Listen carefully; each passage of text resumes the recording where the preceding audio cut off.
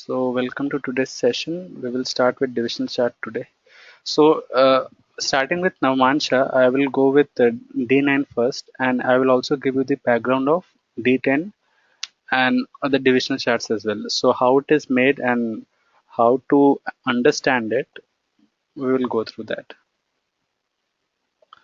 So like I said in previous classes as well, there should be a proper approach. That first go with Lagna chart, then understand the Lagna chart entirely. So once you have understood the Lagna chart or D1 chart, then only jump to other things like coordinates, like we did in Nadi astrology classes. So there we look at the coordinates of the planets and the Karakatva, and then go to divisional chart.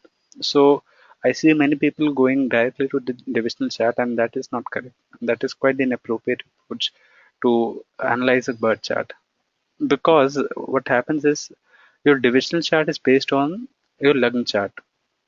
So whatever yoga is there or whatever the alignment is there in the birth chart, that is carried to the divisional chart. And if you're not understood the birth chart properly, going to divisional chart won't help.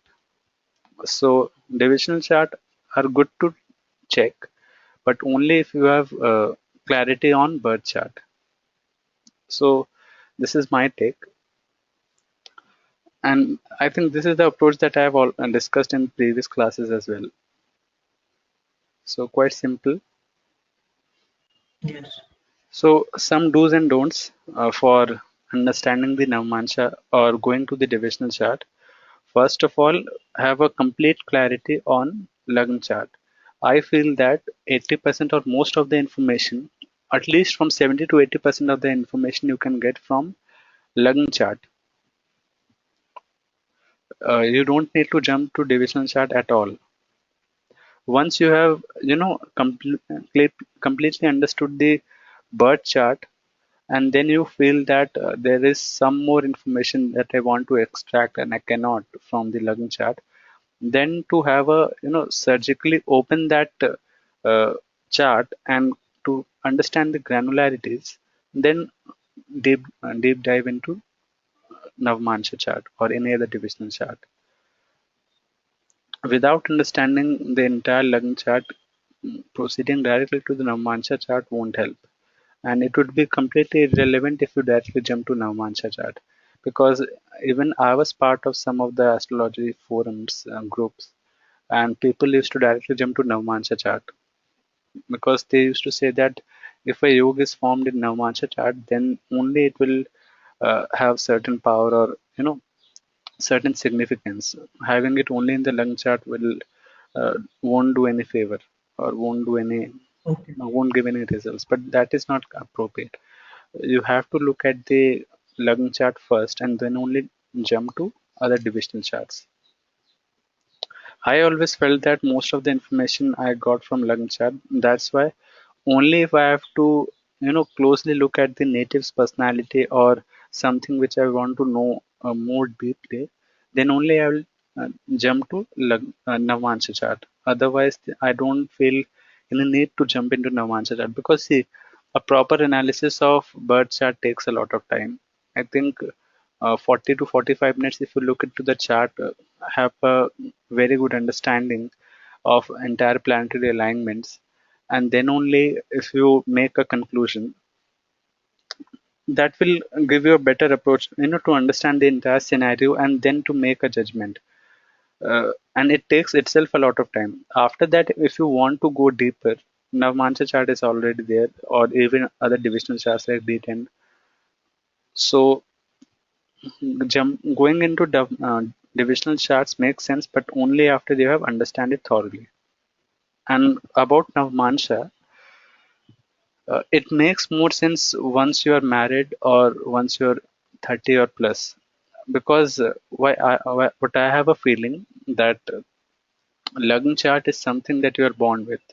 Uh, the planetary alignments that were there during your birth, that is what your exact personality is, what you are born with. A Navamsha chart is something that you gather or acquire over a period of time. So Looking at Navamsha at the age of 15 or 16 won't make much of a sense. But once you have started earning, or once you have your self-dependent, self-sustainable, at that stage, or even when you uh, go for marriage, at that stage, looking at Navamsha make more sense.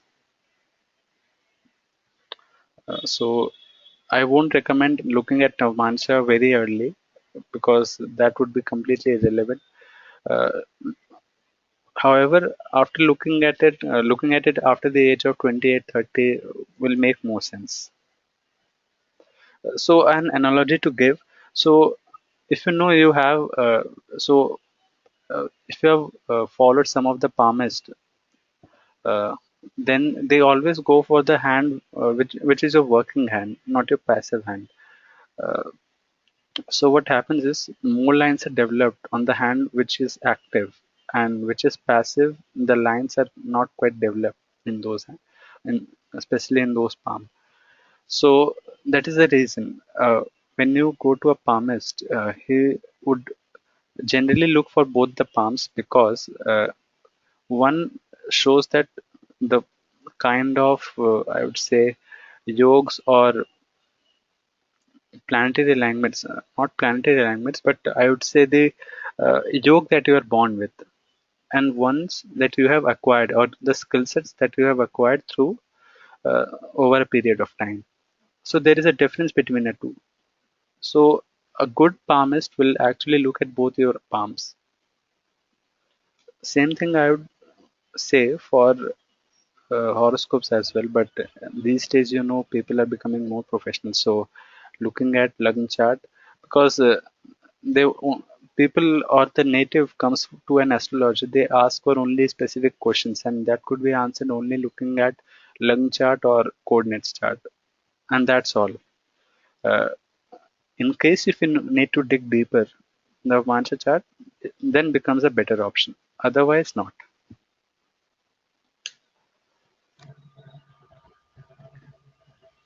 So just basics about D9 chart.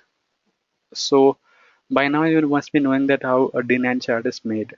So if suppose I have a Rashi and it has 30 degrees, so I divide it into 9 degrees. So Navam Ansh, that means 9 parts. So 30 degrees divided into 9 equal parts. That means uh, 3 degree and 20 minutes for each Navamansha. So 3 degree and 20 minutes will be uh, one sign in Navamansha. So hope it makes sense. Okay. And at what rate that Navamansha Lagn changes, so just multiply this number by 4. That will be your, in 13 minutes and 20 seconds, every Navamansha Lagn will change. Okay. So one question here. Hey, Ankit, Okay. your voice broke in between. So you were explaining Lagna changes every. So yeah.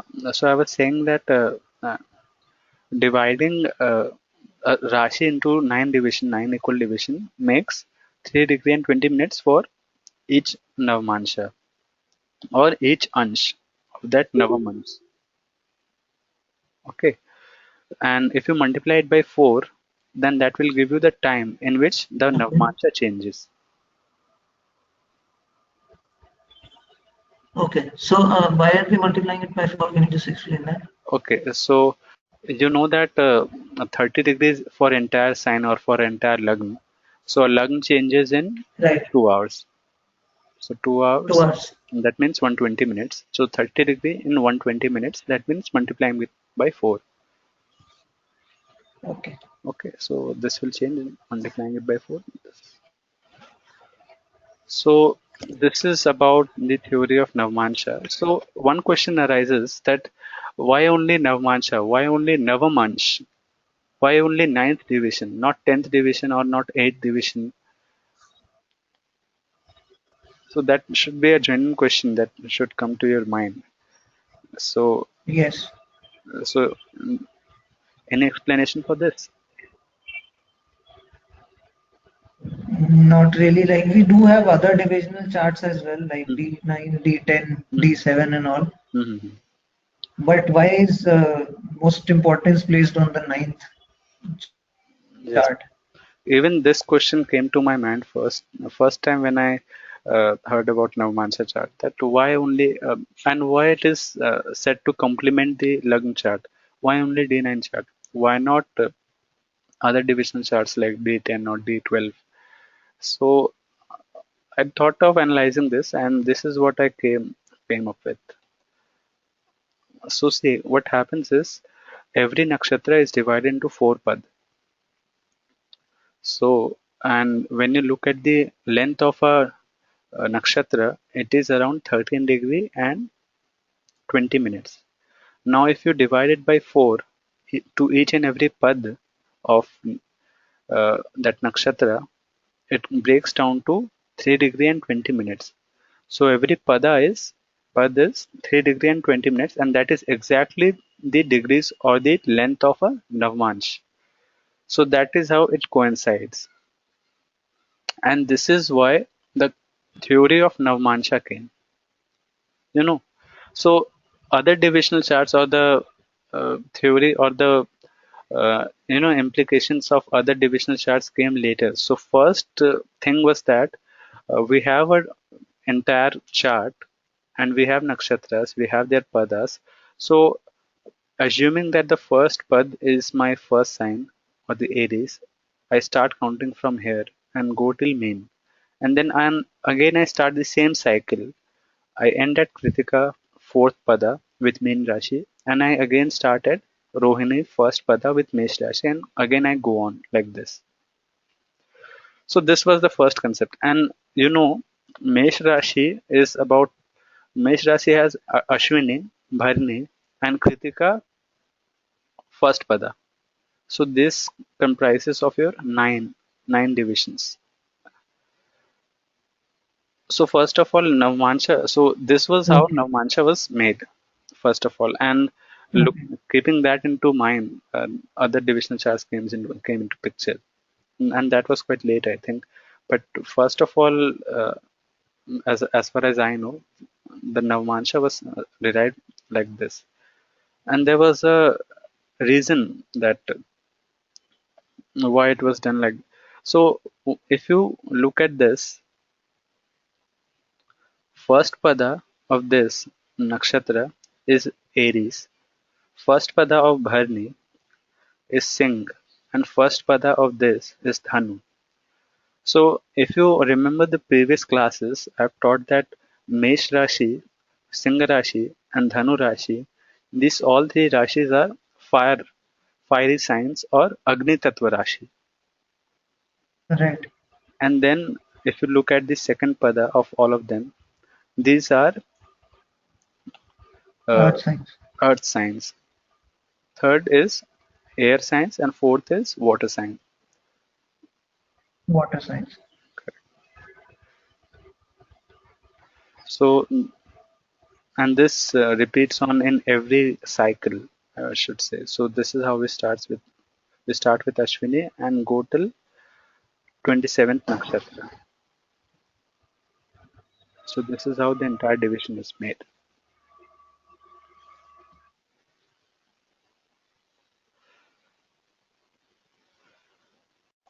So let us take a case study now. So this is a chart I have. I have the Lagna chart and I have the Navmansha chart. So what you can do is you can wait for some more time, look at the chart, uh, take your observation and try to predict that what should have happened to the native, or how should we analyze the chart.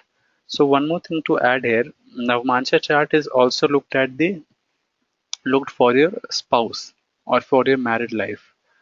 So there is a uh, there is an analogy that I should say, that suppose you're traveling in a flight and suppose you are the pilot. A pilot will have a co-pilot. So a pilot will take all the decisions during the flight, but co-pilot will actually assist him or her. And there will be certain issues in the flight. So there will be at time there will be a face when flight is moving without any issues, and there will be some emergencies issues at some stage. So this is what life is all about. Your Lagn chart is like pilot, Navamsha chart is like co-pilot, and your life is like that flight. So try to go through this chart and try to understand that what you can make out. And after this, we will try to analyze the Navamsha chart as well. So one thing, just keeping into the context of marriage, we will try to predict. Hmm. So this chart is of a lady, and let us look at it only from the perspective of marriage. So first of all, seventh house is for marriage, and we have Ketu here. Let us look at the nakshatra in which Ketu is placed. So Ketu is placed in Vishakha nakshatra, uh, and there is a meaning for every nakshatra. Every nakshatra has a meaning or a symbol associated with it, and that is for a reason. Vishakha means, so Shakha, which means branches. That means splitting. Vishakha also means about splitting. And Ketu is also a planet which makes a split. So Ketu in the seventh house. So just a general rule, and just keep that in mind. Wherever Ketu sits, it will divide that house into two halves. Some significance related to that house will be splitted. So you can try it in on your own chart as well. That is the general significance of Ketu. Wherever it is sitting, it will split that house. So Okay. first clue, and also this becomes very more prominent because it is sitting in the nakshatra of Vishaka. Vishaka is also about splitting. Now second thing, the lord of this house goes into 12th house conjunct with Mars. So I had told you earlier that Mars and Venus conjunctions are very good for getting into a relationship. But later on, that relationship itself become a burden because of the aggressive nature of the spouse or the partner that he is associated with. So that is the biggest drawback of this conjunction. Most of these people that I have found that they get into a relationship quite easily, but again, sustenance of that relationship is a question. That how long that it sustains.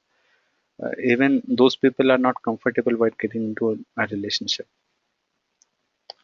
So this yoga is forming there, and when you look at the degrees are quite closer. So first of all, I said to this person that because Venus is exalted, though in the 12th house, but Venus in the 12th house is considered to be very good because this 12th house is house for Bhog Sukh, and Venus here is considered to be quite good. You start spending on yourself and start living quite lavishly. And Mars will actually add fire to that, or act as a Okay. catalyst there. So uh, this person will have a very good life, will show off like anything that will happen, and also will take care of her looks as well. Because the reason being Venus and Mars. So Mars, as I said, is like a catalyst here, working as a catalyst. And also, if you see Lagn and Ascendant Lord and Seventh Lord together in 12th house. So being in the mode of passion and in that too with a fiery planet like Mars. So you can think about it just. So this is a although it might look good because Venus is exalted, but to in the long run it will be problematic. Now when you look at the Lord of this sign, main Rashi, this is Pisces, and Lord is Jupiter, and Jupiter is again debilitated. So although it might look good from service level, if I look at end depth, again Jupiter is weak. Though Jupiter and Moon is forming a good yoga here. So people with Gajkesari yoga, there is a general thing that I have seen that the personality from outside will be very good, and they will be very good looking personality, and you know at first glance when you look at them, you will be very pleased to look at them. So I also said this person that this person or she, that you must be very good looking and attractive, and that I said. So and that is what quite astonished this person, because I haven't met her before, and for the first time when I saw the chart, and from the chart when I can conclude so much, then using only with that, that person was quite surprised and you know appreciated my kind of analysis that I gave. Again, when you look at this Sun and Mercury, so Sun in the 11th, 10th house and 9th house is very good position, makes you very intelligent, helps you to apply at, at this stage, or suppose if you're working on something, it makes you, you know, the presence of mind is there in that circumstances. So in that way, that is quite good. But again, if we again look at it from the marriage perspective, there seems some trouble. Also, now analyze the Rashi in which it is. So if you know, there is a concept of cardinal sign, fixed sign, and dual sign. So these are all the cardinal signs: first, fourth, seventh, tenth. Fixed sign or sthir Rashi. This is Vrishav, Singh, Vrishchik, and Kumbh.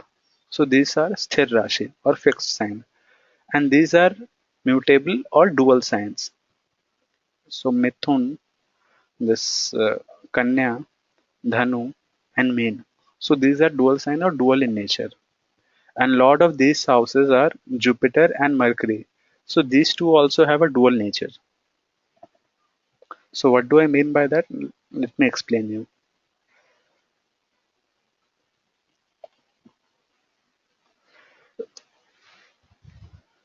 So here what happens? So one thing you can see that here is a chances of split. Ketu is here. Ketu is again in the Vishaka nakshatra, which is again a nakshatra of split. Now, if you look at the Venus, Venus is again in dual sign, which is Dvisabhav Rashi, or showing dual nature. So first thing that should come into your mind that first of all, relationship is not stable.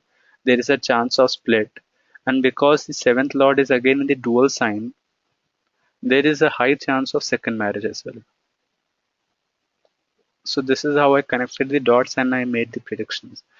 So that turned out to be a bit true, or I should say, to certain stage it was true. She was going through her Rahu Mahadasha, and in Rahu Mahadasha and Ketu Antardasha, she had a divorce.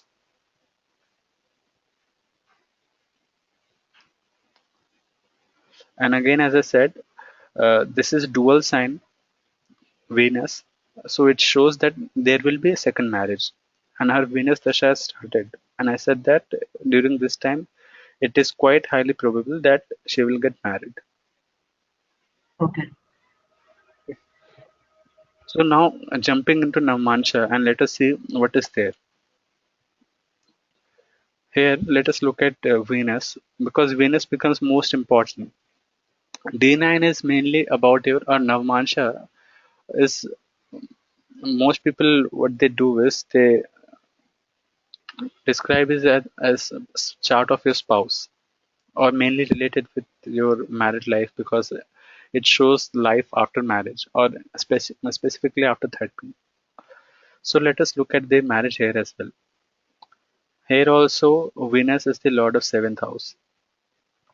Venus is with Rahu, Mars. So again there is some issues with relationship.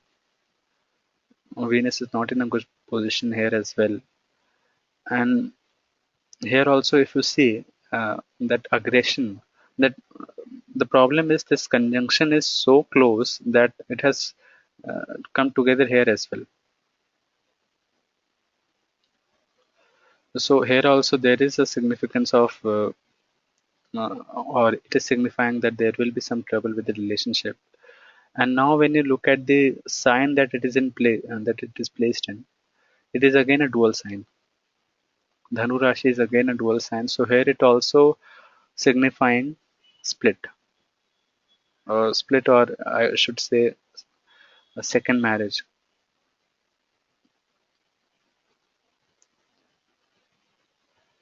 So this is how I made the prediction. So first of all, as you can see, most of the clarity I got using Lagna chart itself. If there was a second opinion that I have to make, or I have to make myself completely sure about the circumstances, then only I switch to Navamsha and try to check the authenticity, or you can say the strength of that yoga. So again, it is signifying the same So thing. Ankit, is it possible that a planet is in a very good position in the Lagna chart and Mm. happens to be either debilitated or in a very bad conjunction in the Navamsha chart, or the opposite Mhm. of that? So how do you deal with such cases? Okay, that will happen. But as I said, uh, so let me take an example. Suppose Lagna chart is, uh, let's say, uh, when you look at the person from when you're first introduced to a person, so what you look at it, look at first of all, how is the personality, or how the person is talking with, how the person is talking or behaving, and how is the overall personality. That is the first thing that you come across. That is also observation. Now second is when you start getting deeper into into conversation with that person, you tend to come across many more traits, or many more that personality features that you were even not aware just at looking at the person. So inner qualities comes more visible after having many interaction with that person. Same thing is applicable with Lagna chart and Navamsha. So whatever you look at the person from the surface level, or just to look at, or just as a personality, I should say, or how the world sees this person, that you should look at the Lagna chart and then try to understand. And now, if you get into the granularity, or to the deep bottom level of the personality of that person, then jump into Navamsha chart. So, as you said, if everything is good in Lagna chart, and there is something, Okay, there is a issue with Navamsha chart, so just try to coincide with the two analogy. So the person will be good looking and will have attractive personality, as Lagna chart signifies. But as in Navamansha, there is some issue, there is some bad yoga formation. Then, when you look at the details of the person with much more depth analysis, you will find some more clues, or some more deeper levels that you might not have come across. okay.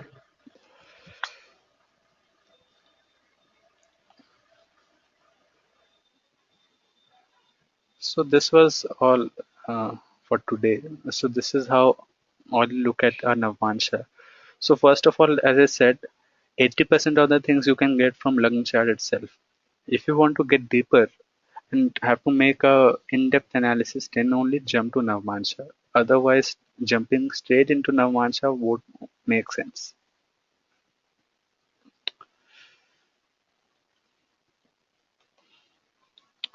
So any questions? No, Ankit. So regarding Gaj Kesari Yoga, Gaj Kesari Yoga has lot many levels. So first of all, even I fail to understand that what is the most important point, or how is it actually relevant, Gaj Kesari Yoga. Then I Hmm. started, as I said, when I look into the chart, I first look at the moon and then sun and Lagnesh, Lagn, and then I start with all the planets. Right. So moon I found Ah. to be most important. So if I Hmm. consider only from the moon perspective, first of all, moon is Hmm. conjoined with a planet, and that itself gives Right. strength to moon. So Right. uh, one thing I should say that Gajkesari Yoga has maximum power or maximum strength when moon and Jupiter are both conjoined in the same houses, and the conjunction is very close. Like here, there is only 4 degrees Okay. of difference. So in those cases, Hmm. moon has a strength. Moon gains a Hmm. lot of strength there, because Okay. moon doesn't have a strength of its own. It tries to gather the planet it is associated with. But again, here is a catch. Okay. Here it is conjoined with a debilitated planet. Though Moon Okay. is actually the owner of the sign where it becomes exalted, but here Hmm. Jupiter is debilitated. So here what Hmm. Jupiter will do, Jupiter will give its insecurity, because what happens is when Okay. planet becomes debilitated, it becomes a bit insecure. So Jupiter will Hmm. give its insecurity to Moon. Okay. So once you start interacting with this person, you will find that this person is a bit insecure related to his family, related to his future career, and other things as well. So that is So what we does thought. that also depend on which house this conjunction is happening, or is it like a general trait among all people with such a conjunction? No, no, because here it is from, because most of the people that I have come across with Gaj Kesari Yoga, their mind Hmm. is quite stable, very stable, I should say. Okay. Even with the debilitated Jupiter or something. No, if a planet is debilitated, then it becomes a problem.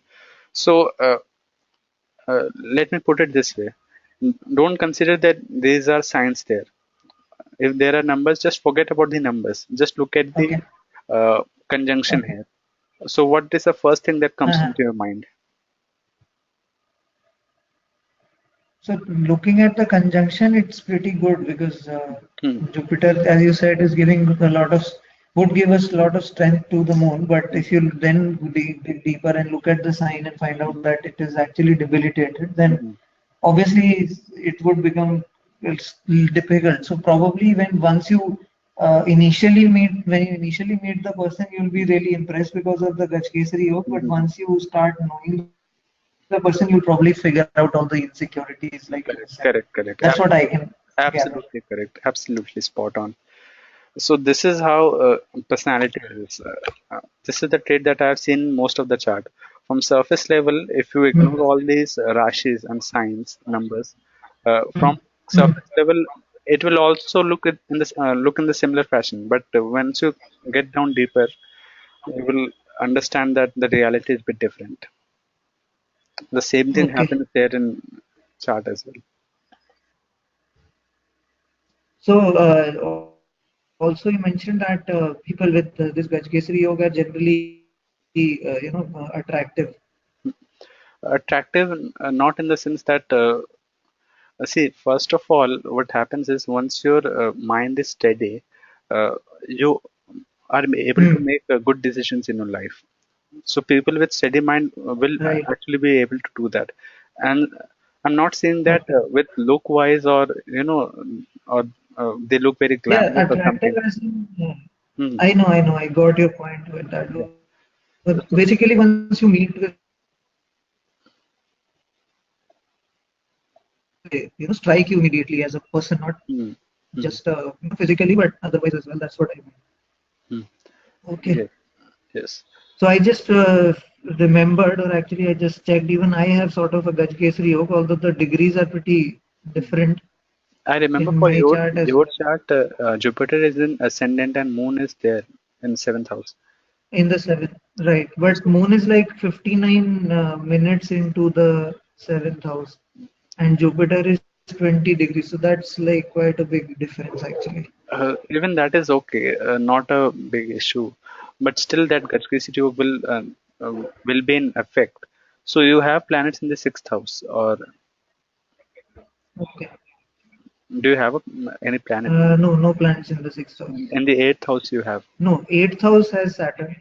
Okay, Eighth house has Saturn. Yes. okay, okay. So here in Gachki Yoga, considering it is in the ascendant, so first of all, when a person looks at you, so generally, people having Jupiter in the ascendant, first of all, when they have a first look at you, they will feel that you are a good person or a decent person, Hmm. or what should I say, Hmm. a decent boy in Indian standards. So that is the first Hmm. general feeling that Yeah, I get mm, your point. yeah, that That is people the will. general perception that I've always had. Mm. Uh, Right. and also when Moon is in aspecting or getting aspect from Jupiter, so what will happen there is, first of all, I should say that so Jupiter is all about doing things in a very traditional way, or as things are. So, let's say mm, what a good boy is supposed to do, like so that kind of Yeah, thing. I know. Yeah. So doing things in the most decent way, that will be the general thing. If they are both having a general or mutual aspect with each other, and also if there is no even Mhm. aspect from any malefic planet. Malefics, right. Yeah. So that will be the first thing that you can conclude from there. And also, I just checked in my Navamsha chart, actually Jupiter and Moon are together in the same house in Hmm. Aries. Hmm. So see there, So uh, that also is, I won't say that it will be a or it will give you a mental strength, because mental strength comes from this Lagna chart and where in this chart Moon is placed. If yeah, you I have, know, and I if know. that is there in Navamsha basically becomes different, right? This Gajageshri and all these yogs are not really, yeah, considered in the Navamsha chart, right? That is no. pretty different. So they just look at the Lagna, look at the seventh house, and in the aspect in the with the respect of Lagna and the seventh house, where these planets are placed and how they are playing their role. That is a significance that you Hmm. can conclude from Navamansha chart. Hmm. So actually, my Venus is debilitated in the seventh house in my Navamsha, according to my, Hmm. the time that I have. Although I haven't applied the birth time correction on this, I'm pretty sure there would be some correction here and there, Hmm. but can't really say for sure. So Yeah, Venus debilitated in the seventh house. What is the implication for that? in Navamansha. Yeah. So first you have to look at where is your uh, first thing that where is your Mercury placed, because Mercury is the owner of or the lord of that house. First of all, Right. significance of Right. Mercury will be more important, and also check Hmm. that is that uh, Venus getting aspected by some other planets like Jupiter or so and so. Okay. So that also should be kept Okay, in I'll mind. take a look at that. Right. Yeah, I think there is no aspect to that actually. Mhm.